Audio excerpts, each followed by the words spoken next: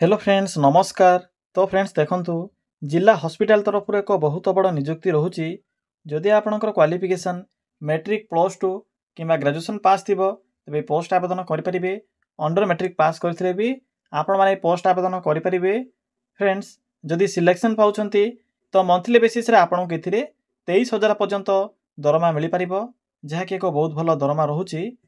एथिरे कौन प्रकार एग्जाम ना, नो एग्जाम रोचे, केवल इंटरव्यू द्वारा ही आपको ये सिलेक्शन कर नो आप्लिकेशन फी रोचे। आपको कौन प्रकार आप्लिकेशन फी पेमेंट कर आवश्यक ना, आपण मैंने संपूर्ण रूपे फ्री आवेदन करेंगे।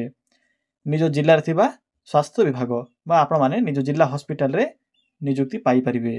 फ्रेंड्स एने किपर आवेदन करेंगे, आवेदन कर फुल प्रोसेस मुझे ये वीडियो शेष में कहबी।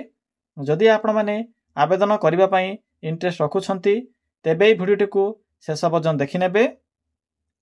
चलतु प्रथम आलोचना करनेबा जे कौन रही यार ऑफिशियल नोटिफिकेशन टी। फ्रेंड्स जदि आपण मैंने निज जिले आसुथिबा एई भली नुआ नुआ सरकारी जॉब रो न्यूज़ पाइबा चाहूँगी तेबे हमर चैनल टी को सब्सक्राइब करनियंतु एवं वीडियो को भी गोटे लाइक करनियंतु। फ्रेंड्स देखंतु ए नोटिफिकेशन टी आसी अछि नेशनल हेल्थ मिशन बा एनएचएम तरफ ए नोटिफिकेशन रिलीज होइछि। गवर्नमेंट ऑफ ओडिशा तरफ ए नोटिफिकेशन टी रिलीज हो सारी। हु कैन अप्लाई यही पोस्ट रे क्यों मैंने आवेदन करेंगे। एथिरे ऑल ओडिशा रो पिला माने आवेदन करेंगे। आम ओडिशा रो सबु जिल्लार पिला माने यही पोस्ट आवेदन करेंगे। जेंडर टी भी बोथ मेल एंड फीमेल रोचे।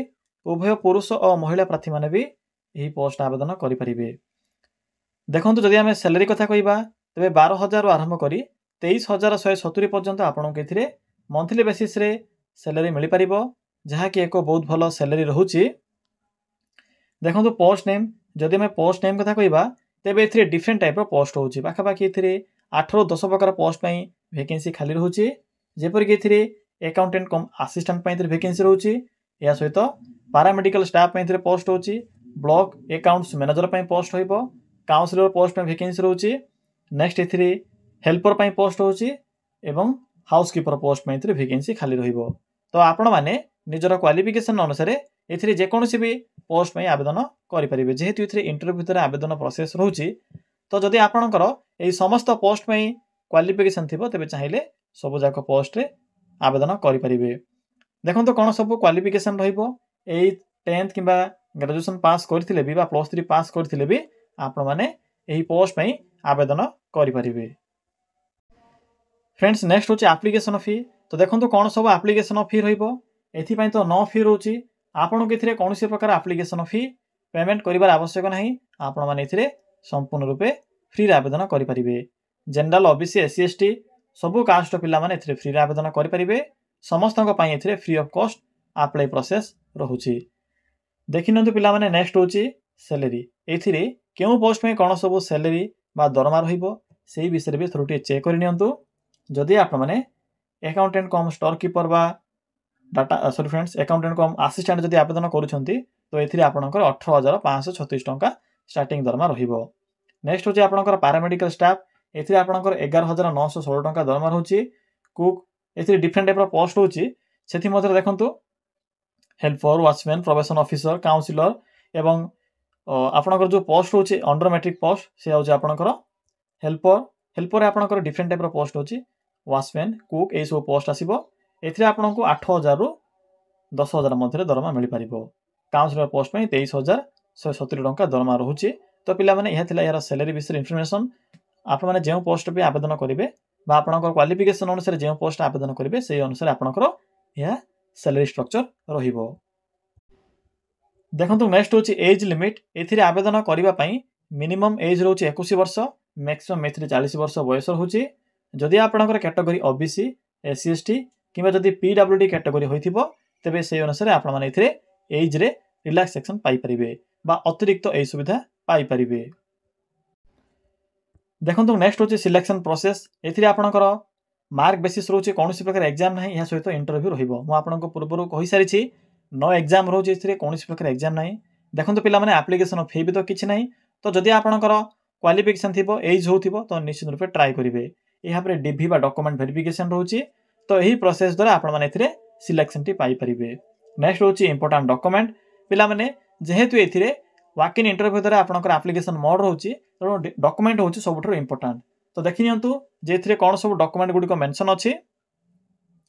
प्रथमत रहउची ऑल क्वालिफिकेशन सर्टिफिकेट एवं तार marksheet, photo, resident certificate, caste certificate, ID proof रे आधार कार्ड। तो पिला माने एही सब डॉक्यूमेंट गुडी को आवश्यक पड़िबो जेतेबेले आपण माने एथिरे आवेदन करिवे।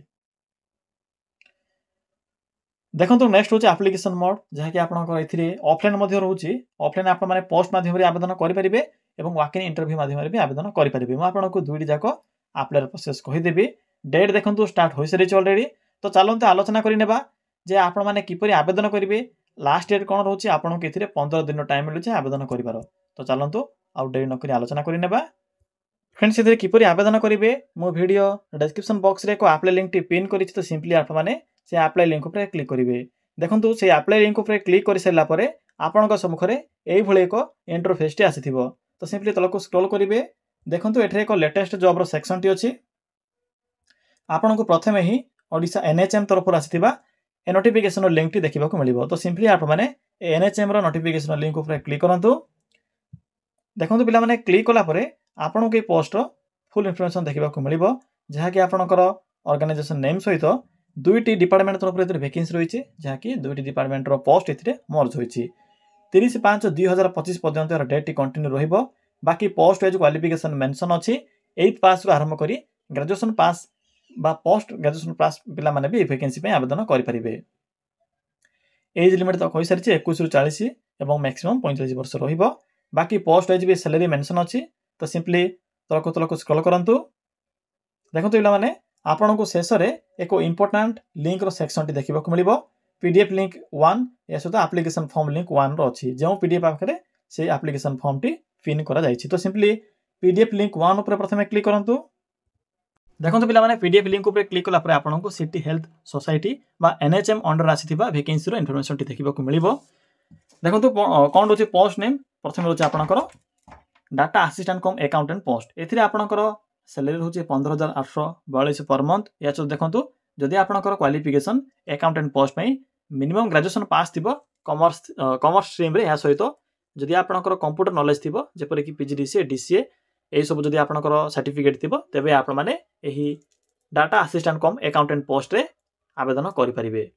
किपरि आवेदन करिवे आपनको एठरे एप्लिकेशन फॉर्मेट भी मिलि जिवो। सिंपली फॉर्म टी को फिल अप करिवे, विज्ञापन नंबर आ फोटोग्राफ अटैच करिवे। एहा पे आपनकर आधार कार्ड नंबर नेम सब इन्फॉर्मेशन एथरे पुट करिवे। शेषर देखंतु सिग्नेचर डेट प्लेस ओ मेंशन करिवे। एथिरे देखंतु पिला माने अकाउंटेंट पोस्ट में आपनकर कंप्यूटर टेस्ट 20 मार्क रहिबो। बाकी पोस्ट आपनकर किछि टेस्ट नै किंतु एथिरे आपनकर कंप्यूटर टेस्ट होछि। इंटरव्यू 40 मार्क रहउछि जहा कि भाइबा टेस्ट एवं 40 मार्क आपनकर असाइनमेंट रहउछि जहा कि आपनकर ग्रेजुएशन रो यहाँ पर 20 मार्क आपनकर कंप्यूटर टेस्ट रहउछि जहा कि आपनकर data assistant cum accountant post रो। बाकी देखंतु एप्लिकेशन फी तो किछि भी नै। सिंपली फॉर्म टी को फिल अप करिवे, डॉक्यूमेंट अटैच करिवे।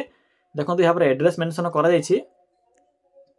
सिंपली एही एड्रेस रे आपण माने पिन भी एथरे मेंशन करा जायछि। सिंपली पिन एवं एड्रेस रे फॉर्म टी को स्पीड पोस्ट किबा रजिस्टर पोस्ट माध्यम रे पठाइबे। यहाँ पर आपनको इंटरव्यू पई कॉल लेटर आसीबो। सही प्रोसेस द्वारा आपण इंटरव्यू अटेंड करिवे। आपनको एडमिट कार्ड रे टर्म्स एंड कंडीशन देखिबाकू मिलिबो। यहाँ पर देखंतु